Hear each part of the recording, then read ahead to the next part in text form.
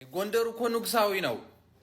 እንደ አንድ ሀበሻ ሰው የሆነ ፈረንጅ ወይ የሆነ ጥቁር ማነህ አንተ ብሎ ከጠየቀኝ ምንም ኤርትራዊ ቢሆን የፋሲል ግቢን ነው ማሳየው። ምክንያቱ አሁን ሀበሻ ሲባል በስደት በማይረባ ፖለቲከኞች የወደቀ ህዝብ ነው።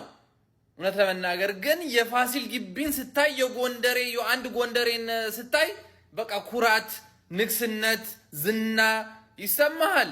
ራስህን ታከብራለህ እንደ ሀበሻ።